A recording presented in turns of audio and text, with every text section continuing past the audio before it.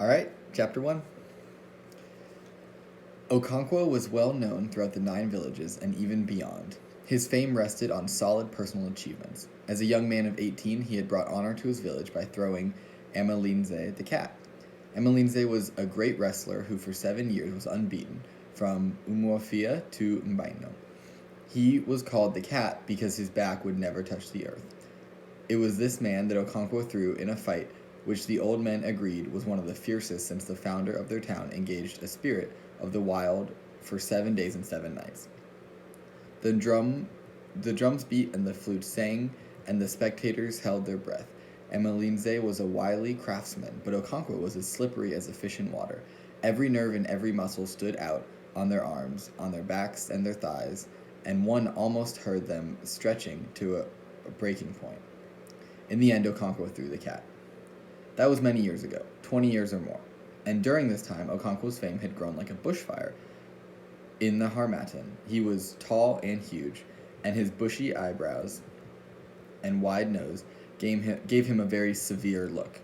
He breathed heavily, and it was said that while he slept, his wives and children in their houses could hear him breathe. When he walked, his heels hardly touched the ground, and he seemed to walk on springs, as if he was going to pounce on somebody. And when he did pounce on people quite often. He had a slight stammer, and whenever he was angry and could not get his words out quickly enough, he would use his fists. He had no patience with unsuccessful men. He had no patience with his father. Unoka, for that was his father's name, had died 10 years ago. In his day, he was lazy and improvident, and was quite incapable of thinking about tomorrow. If any money came his way, and it seldom did, he immediately bought gourds of palm wine, called round his neighbors, and made merry. He always said that whenever he saw a dead man's mouth, he saw the folly of not eating what one had in one's lifetime. Unoka was, of course, a debtor. He owed every neighbor some money, from a few cowries to quite substantial amounts. He was tall but very thin, and had a slight stoop. He wore a haggard and mournful look, except when he was drinking or playing on his flute. He was very good on his flute, and his happiest moments were the 2 or 3 moons after the harvest when the village musicians brought down their instruments hung above the fireplace. Unoka would play with them, his face beaming with blessedness and peace. Sometimes another village would ask Unoka's band and their dancing egugu to come and stay with them and teach them their tunes. They would go to such hosts for as long as 3 or 4 markets, making music and feasting. Unoka loved the good fare and the good fellowship, and he loved this season of the year, when the rains had stopped and the sun rose every morning with dazzling beauty. And it was not too hot either, because the cold and dry Harmattan wind was blowing down from the north. Some years the Harmattan was very severe, and a dense haze hung on the atmosphere. Old men and children would sit round log fires, warming their bodies. Unoka loved it all, and he loved the first kites that returned with the dry season, and the children who sang songs of welcome to them. He would remember his own childhood, how he had often wandered around looking for a kite sailing leisurely against the blue sky. As soon as he found one, he would sing with his whole being, welcoming it back from its long journey, and asking it if it had brought any lengths of cloth. That was years ago, when he was young. Unoka, the grown-up, was a failure. He was poor, and his wife and children had barely enough to eat. People laughed at him because he was a loafer, and they swore never to lend him any money because he never paid back. And Unoka was such a man that he always succeeded in borrowing more and piling up his debts. One day, a neighbor called Okoye came in to see him. He was reclining on a mud bed in his hut, playing on the flute. He immediately rose and shook hands with Okoye, who then unrolled the goatskin, which he carried under his arm, and sat down.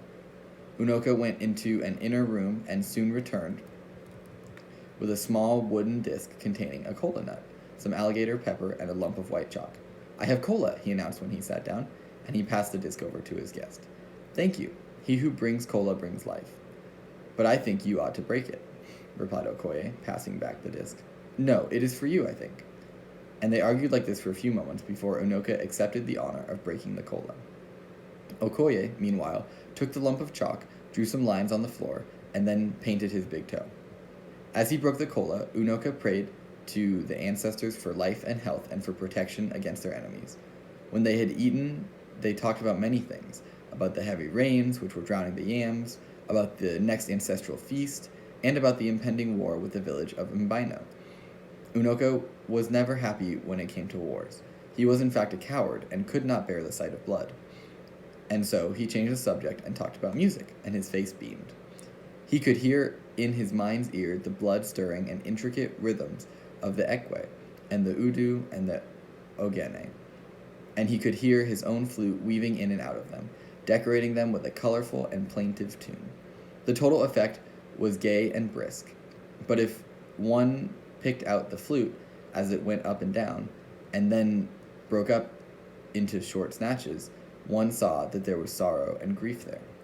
Okoye was also a musician. He played the ogene, but he was not a failure like Unoka. He had a large barn full of yams, and he had 3 wives. And now he was going to take the Idemili title, the 3rd highest in the land. It was a very expensive ceremony, and he was gathering all his resources together. That was, in fact, the reason why he had come to see Unoka. He cleared his throat and began.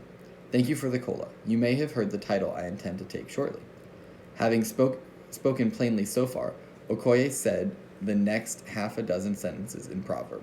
Among the Igbo, the art of conversation is regarded very highly, and proverbs are the palm oil with which words are eaten.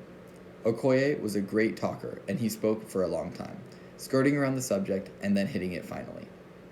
In short, he was asking Unoka to return the 200 cowries he had borrowed from him more than 2 years before. As soon as Unoka understood what his friend was driving at, he burst out laughing.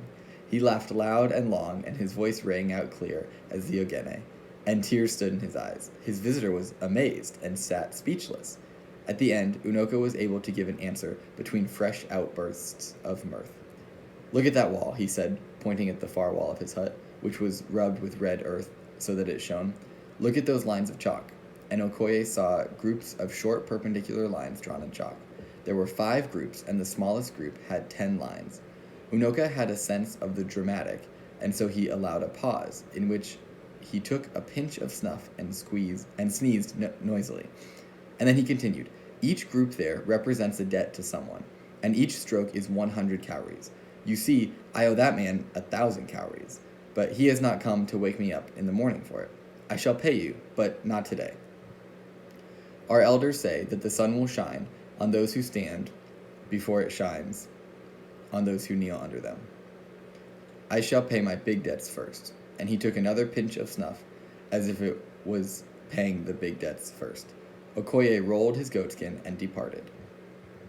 When Unoka died, he had taken no title, and he was heavily in debt. Any wonder that his son, Okonkwo, was ashamed of him? Fortunately, among these people, a man was judged according to his worth, and not according to the worth of his father. Okonkwo was clearly cut out for great things. He was still young, but he had won fame as the greatest wrestler in the 9 villages. He was a wealthy farmer and had 2 barns full of yams, and had just married his 3rd wife. To crown it all, he had taken 2 titles and had shown incredible prowess in 2 intertribal wars. And so, although Okonkwo was still young, he was already one of the greatest men of his time. Age was respected among his people, but achievement was revered. As the elders said, if a child washed his hands, he could eat with kings. Okonkwo had clearly washed his hands, and so he ate with kings and elders. And that was how he came to look after the doomed lad who was sacrificed to the village of Umuofia by their neighbors to avoid war and bloodshed. The ill-fated lad was called Ikernefuna.